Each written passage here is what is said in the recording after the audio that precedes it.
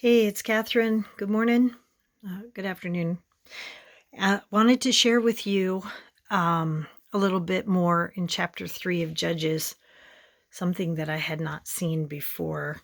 I thought that it would be fun for us to go down this road together. So what I did was I grabbed my Strong's Concordance and I decided that I would look up the meanings of the names, meanings of various words in here, and see how that all fits in with the story of what we were doing. So chapter 3 of Judges says the nations left in Canaan. These are the nations the Lord left in the land to test those Israelites who had not experienced the wars of Canaan. He did this to teach warfare to generations of Israelites who had no experience in battle. These are the nations: the Philistines, the Canaanites, the Sidonians, the Hivites. They were living in the mountains of Lebanon, from Mount Baal Hermon to Lebo Hamath. Okay? These people were left to test the Israelites to see whether they would obey the commands the Lord had given to their ancestors through Moses. So there were 4 nations. So starting with the Philistines, the word Philistines means immigrants. The Lord left immigrants in the land. Kind of interesting, just to take it in time, apply it currently. Immigrants. Okay, Canaanites means merchant, trader, and it also means zealous. Trader, Trader, and it can also mean zealous. Okay, so that's Canaanites. Sidonians means hunting, and Hivites means villagers. So you start with immigrants, then you go to the merchants and the traders who are zealous, then you go to the hunting ones, and then you end up with the villagers, almost like those who are from without are immigrants coming in. They're very zealous. They are automatically going into the financial area of merchant and trade. They also are hunters. What are they hunting for? Keep that in mind. And they end up being villagers. So they start, it's kind of like the camel getting into the tent. It starts out as an immigrant and it ends up as a villager. It starts out on the outside and ends up on the inside. It starts with a group of people who don't fit, who don't belong, and it ends up with them taking over. And the Lord left them there for the purpose of testing the Israelites to see, would they obey God? Okay. The mountains of Lebanon. Lebanon means whiteness. From Mount Baal Hermon. Baal Baal means Lord, little L.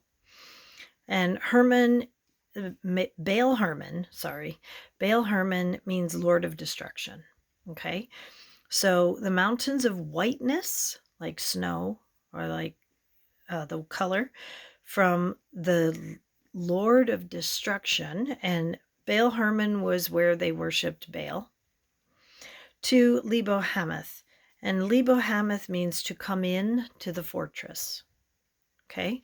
So the Hivites, who were the villagers, lived in the mountains of whiteness from the Lord of Destruction, where they worshipped Baal, to come into the fortress. And this is where they were.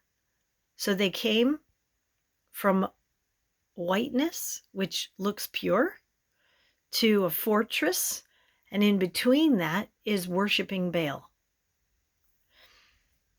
They start as immigrants, then they affect the finances of trading. They're very zealous, and then they're hunting. And what are they hunting for? Then they become villagers, and they're starting in the area of whiteness, worshiping Baal, that's the Lord of Destruction, and ending up in the fortress. And all of this was to test Israel to see, will you obey God?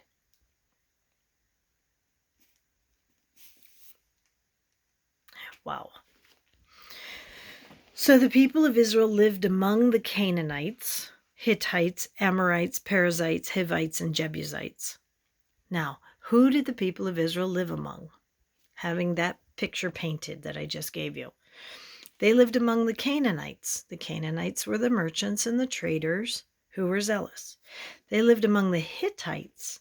The Hittites were mountain dwellers. Okay? They lived among the Amorites. The Amorites were the mountain dwellers. They lived among the Hittites. The Hittites were descendants of Heth. Now, Heth was the second son of Canaan. Okay? So the Canaanites were the merchants, the traders, the zealous ones. And the second son was Heth, and Heth's descendants were the Hittites. Okay? Then the Amorites were the mountain dwellers. The Perizzites were belonging to a village. That's what these words mean. Okay? The Hivites, again, were the villagers. And the Jebusites were descendants of the third son of Canaan. So you have Canaan, and he had sons. Canaan had to do with the finances. His second son's descendants were Hittites. His third son's descendants were the Jebusites. And the Jebusites lived in Jerusalem. Which, of course, is the apple of God's eye. And the New Jerusalem is the bride of Christ. So the Jebusites need to be dealt with. All of these people needed to be dealt with. They needed to be removed. But because chapter 2, they were stubborn and they wouldn't obey the Lord didn't drive them out for them. And so now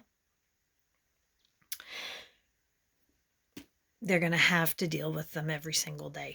And so I just wanted to share that with you. Oh, and then the next one. Sorry, I'm not done. So we keep going, chapter 7. So they did evil in the Lord's sight. They're living among these Canaanites. The Canaanites worship Baal, the Lord of destruction, and God left them there to see.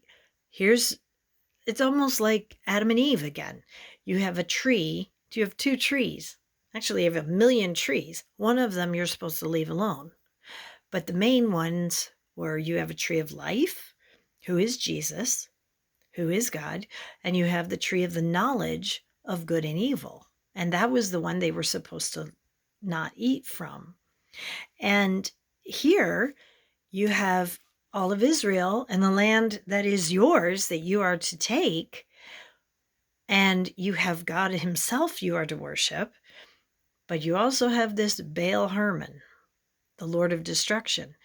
Choose you this day whom you will serve is what Joshua had said to them. He said, as for me and my house, we will serve the Lord. But the Israelites did not. So, verse 7, they forgot about the Lord, their God. They served the images of Baal and the Asherah poles.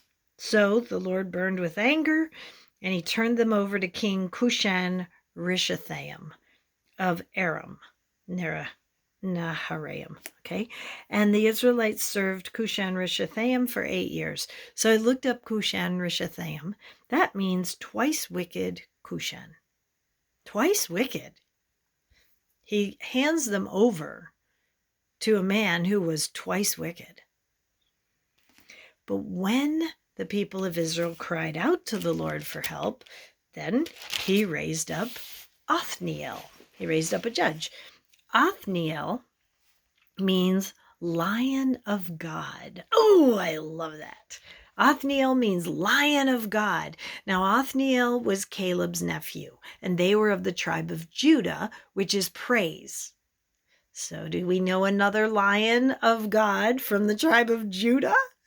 He was their very first judge. Isn't that amazing? The twice wicked king, Cushan Rishathaim, was dealt with by the Lion of God, who was of the tribe of Judah. Need we say more? And there was peace in the land for 40 years. Alrighty, then we go to Ehud. Now, Ehud means I will give thanks. But what does Eglon mean? It says, once again the Israelites did evil after Othniel died. The Lord gave King Eglon of Moab control. Now, Eglon means calf-like. Well, the image of Baal looks like a bull with a head, like a calf. And Eglon means calf-like. Moab means of his father. I just thought that was interesting. Moab's literal father was Lot. Where did Lot go to live? Lot took a look at all the land when he and Abraham's servants were at odds with each other. Abraham said, Lot, the land isn't holding all of us, so you choose where you want to go, and I'll take the rest. And Lot lifted up his eyes, and he saw the green and the lush of the area where Sodom and Gomorrah were, and the Dead Sea. Now there's no greenness, there's no lush, but at the time of Abraham, it was all green. It was a fertile area. And so he looked over there and he goes, yeah, I'll take that. And then he ended up, before Sodom and Gomorrah were destroyed, he ended up sitting in the gates of Sodom and Gomorrah as one of the judges. Now God sees Lot, and he talks about Lot in the New Testament. He sees him as righteous. Because when you're righteous, you can't become unrighteous. You're righteous, period. And you can't become more righteous or less righteous. You're righteous, period. So he saw Lot as righteous. But where was Lot? He was sitting in the gates of Sodom and Gomorrah, where all that sin and wickedness took place. Then he left, and then his daughters committed incest with him in the mountain. And then we have Moab. And what does Moab mean? Of his father. So that's the natural father. The things that we can learn from Lot. Lot chose the best for himself. And then he tried to fix things and be light in the darkness. But then when he ran away, or when the angels pulled him out, he didn't want to leave at first. So Moab was of his father. And so what I'm getting out of this is that there is a fleshly, natural man in Moab. Moab is not submitted to the Spirit of God, but he was of his father. And it wasn't of his father, the devil, but it was of his father, Lot, who was a natural, fleshly man, living out of his soul, not out of his spirit. So that was Moab. And therefore, Moab is an enemy to Israel. So I just thought that was pretty interesting. King Eglon means calf-like. Moab means of his father. Now, Eglon enlisted the Ammonites. So Ammon means tribal, and Moab and Ammon were brothers. Okay? And the Amalekites as allies. Now, Amalek, or the Amalekites, were the dwellers in a valley. So if you go back to verse 5, the Amorites were the mountain dwellers.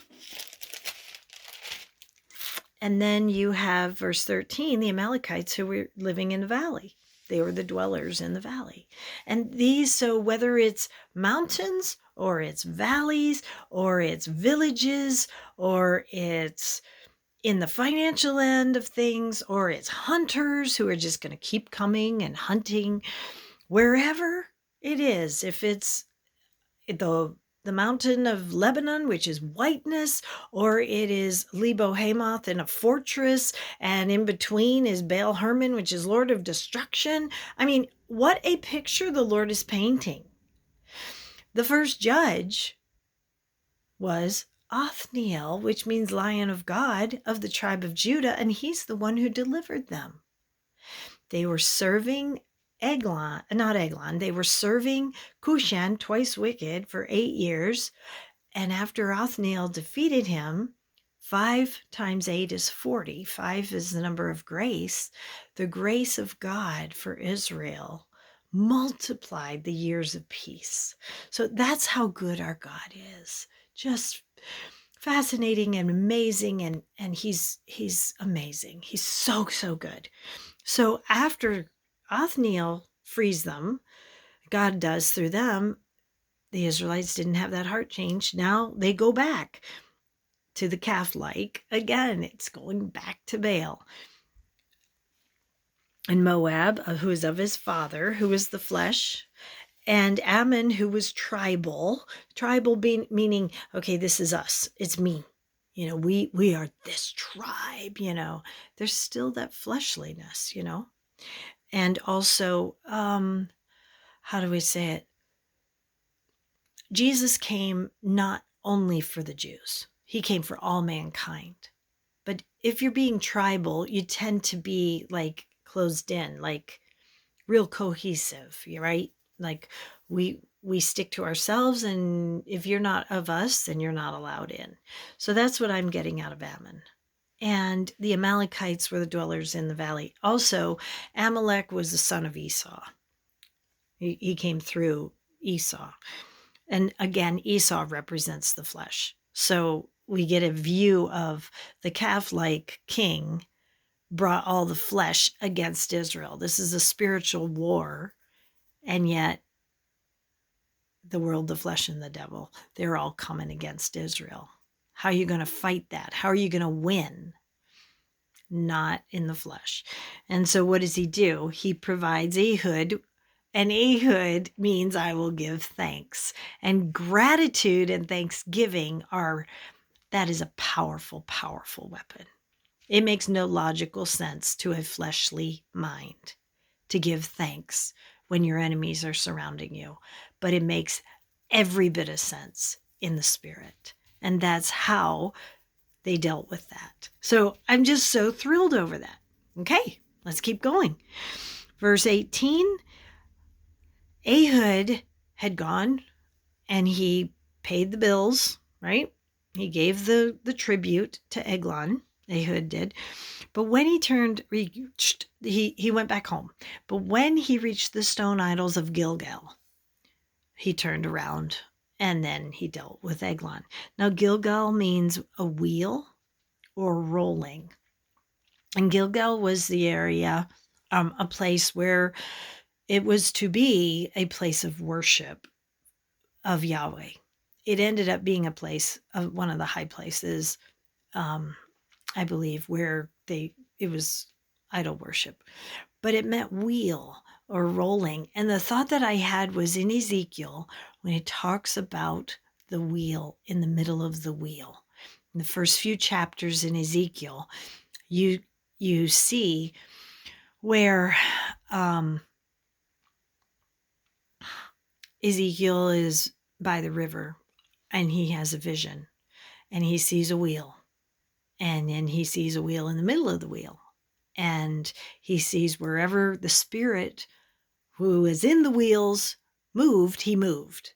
And so Gilgal means wheel or rolling. So here's the question. It's a place of worship. It's a place of authority and power. But who are you going to worship? They had stone idols. And the thought I had was when Ehud came by and saw stone idols, the Spirit of God rose up in him and said, that's enough. He turned around. He said, I'm going to deal with this Eglon once and for all. I kept going. And verse 23, when Ehud, after he had killed Eglon, he closed and locked the doors of the room. He escaped. Now, in the New Living Translation, it says he escaped down the latrine. And I thought, that's the only version that I've read that. So I want to read a couple of the others to see what did they say. He says he went out through the porch. The meaning of the Hebrew is uncertain. So when I looked up the original word that they used, latrine, it was talking about a chamber. like an inner chamber. Maybe it was an inner room away from everything else. Because when the servants came, they said, well, maybe he's relieving himself in the chamber. Now, a chamber pot of many years ago was your toilet, basically. So if that inner chamber was the latrine, that would make sense. He's relieving himself in the chamber, right? Also, it could be a porch that is separated from everything and everybody else so that you can just get away from all the craziness going out there. And so maybe that's what that was. I don't know. But I just thought it was very interesting that the words after Eglon died and everything that was in him came out, that the way of salvation was through a latrine. I was just like, wow. It's very visual, captures your attention for sure. So I just wanted to share all of these. I know I keep saying that, but that was kind of cool for me. And then we will start again on the next one for chapter 4. And that'll come out later. But I just thought, as you're reading through, sometimes just going back to the original Hebrew and checking these words out. God is speaking not only at the one level of telling the story, but if you'll deep dive, go a little deeper and find out, okay, what does each name mean? What does each place mean? That's just an example. I don't intend to do that every time, but that's just an example of what you can do in your time with the Lord. Is when you're reading the word, have your Strong's Concordance handy. And I have the Blue Letter Bible, BLB. There is an app that you can actually get it. And it's blue background and it has an open Bible. So it's the BLB is what the app looks like, but it's the Blue Letter Bible. And it's an interlinear, and it will go to the original of the Hebrew, original Greek, for different words and different phrases and whatnot. So you may want to check that out as well. And that can be a supplement to your time with the Lord when you're in the Word, just to see the bigger picture and how the Lord is communicating. The main takeaway that I'm taking from Judges chapter 3 is because Israel did not pursue the Lord with everything in them, like Joshua and Caleb did. They kept turning away. Therefore, they suffered the consequences. They were going to have to live with it and overcome it every day. And there are things in our lives that maybe we have to live with and overcome every single day because we didn't learn that when we give ourselves completely to the Lord, there are things He will take care of we do not need to take care of because He took care of them already. So I want to encourage you that today, surrender everything, every cell of your being, every thought in your mind, every plan, every desire, every dream. Surrender it all to the Lord today. Let Him be the Lord of your life. Let Him be God. And you just step down from that and let Him be God. You go and do what God's called you to do with Him. And there's going to be a whole lot of stuff you don't have to deal with because He's already done. It's already taken care of. So anyhow, the Lord bless you. Abba's heart is for you. And may today be a day of great victory as you go forward in the name of the Lord. God bless you. Bye-bye.